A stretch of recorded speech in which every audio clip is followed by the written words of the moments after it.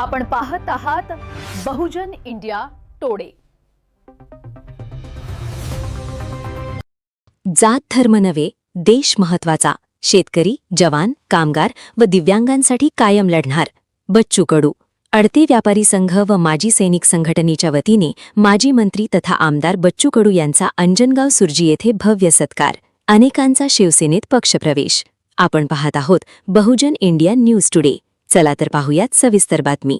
अंजनगाव सुर्जी येथे प्रभामंगल कार्यालयात शनिवार दिनांक 4 जुलै 2026 रोजी सायंकाळी 7 वाजता अडते व्यापारी संघ व माजी सैनिक संघटनेच्या संयुक्त विद्यमाने माजी मंत्री तथा आमदार बच्चू कडू यांचा भव्य सत्कार समारंभ उत्साहात पार पडला। कार्यक्रमाला शेतकरी, व्यापारी, माजी सैनिक, सामाजिक कार्यकर्ते तसेच विविध संघटनांचे पदाधिकारी व नागरिक मोठ्या संख्येने उपस्थित होते। यावेळी मार्गदर्शन करताना बच्चू कडू म्हणाले की झालेल्या निवडणुकांमध्ये राजकारण हे जात धर्माभोवती फिरताना दिसत आहे। मात्र मुख्यमंत्री एकनाथ शिंदे हे जात धर्माच्या पलीकडे जाऊन सर्वसामान्यांच्या हिताचे राजकारण करत आहेत। जात धर्म नव्हे तर देश महत्वाचा आहे। शेतकरी, जवान, कष्टकरी कामगार आणि दिव्यांग हेच समाजाचे खरे आधारस्तंभ आहेत। त्यांच्या प्रश्नांसाठी मी सदैव कार्य करत राहीन। खांद्यावर भगवा असो, हिरवा असो किंवा निळा असो, जनतेच्या समस्या सोडवल्याशिवाय मी स्वस्थ बसणार नाही।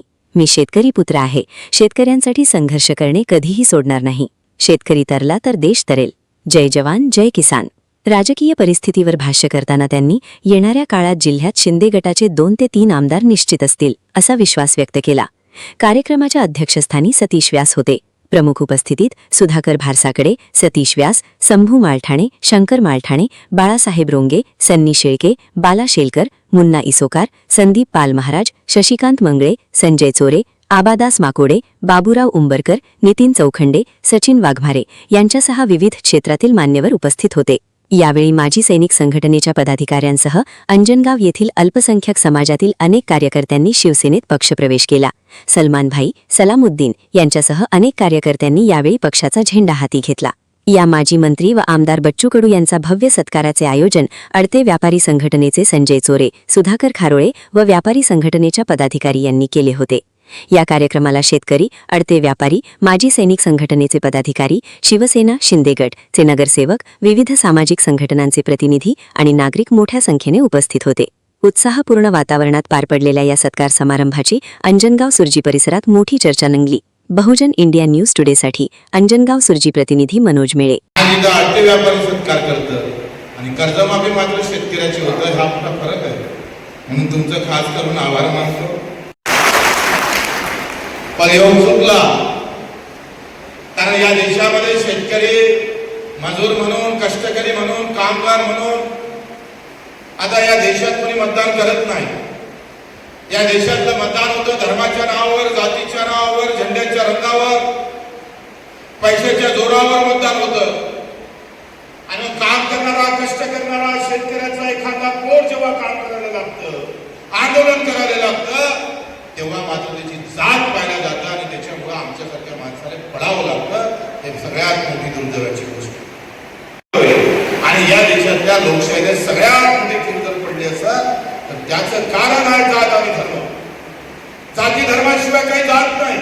मुसलमान असेल तर तो फतवा काढतं आणि हिंदू असेल तर बटेंगे तो कटेंगे म्हणून मतदान एकाकडे वळवलं जातं।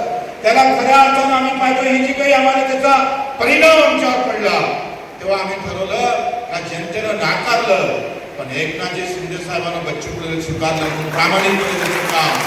एकनाथजी जाती पाती धर्माचं राजकारण जाऊ द्या, पण ज्या पद्धतीनं काम केलं दिव्यांग मंत्रालय आम्हाला शिंदे साहेबांना दिलं।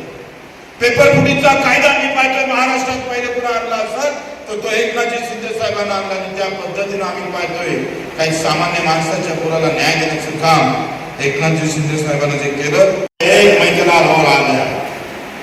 जो शेतकरी, कष्टकरी, कामगार असेल, वंचित असेल, बहुजन असेल, तो काही आमचा पिछळा असेल, जो कष्टानं जगतं, कष्टानं त्याचं आयुष्य चालतं, त्याच्यासाठी काम करण्याची ताकद माझ्या मायनं माझ्या आमच्या डोक्यात घातल्याने त्या विचारानं आम्ही समोर जातो आहे।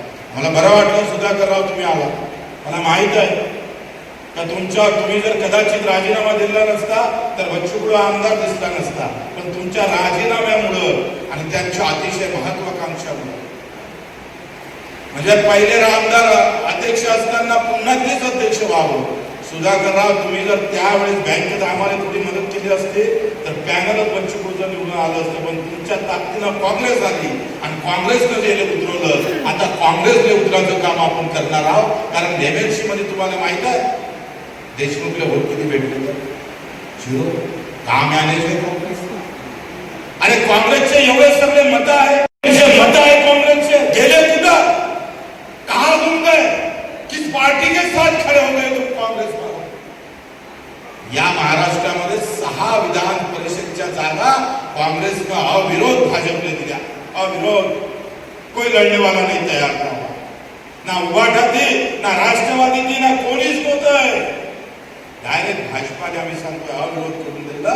ते काँग्रेस विरोध करू शकते सत्तेच्या विरोधात? ताकद नाही, कारण ते मानसिकता नाही. का विरोध झाला? 6 ठिकाणी एक माणूस उभा करायला तुम्हाला सापडला नाही. तुमच्यात ते ताकद नाही. आणि मग आम्ही पाहिजे आमच्यात ताकद होती तर तुम्ही आमच्या पाठीमागे उभं राहायला तयार नाही. आणि कदाचित आम्ही सांगतो जेव्हा आम्ही आंदोलन उभं केलं तेव्हा जर शेतकऱ्याच्या आंदोलनासाठी तुम्ही जर हळा मासा रक्तासहित सोबत राहिले असते तर आज चित्र वेगळं राहिलं असतं. जी काही व्यथा आहे, काय यातना आहे, कशा पद्धतीनं शेतकरी जात आहे. आत्ता दुबारा पेरणी काय आलेलं पीक हाती आलं काय? हाती आलं तर भाव भेटणार काय? अनेक प्रश्न निर्माण आहे. कर्जमाफीच्या लढाईनंतर पुन्हा हमी भावाची लढाई आम्हाला लढायची आहे आणि ती सुद्धा मजबूतीनं लढायची आहे. सत्ता जरी असली तरी काल मी सांगितलं का सत्तेपेक्षा सत्य महत्वाचं. सत्य महत्वाचं. सत्ता तो सबके पास आ सकती है, लेकिन सत्य महत्वाचं आहे आणि त्या सत्यासाठी बच्चू कडू जीवाचं रान केल्याशिवाय राहणार नाही सांगतो. त्या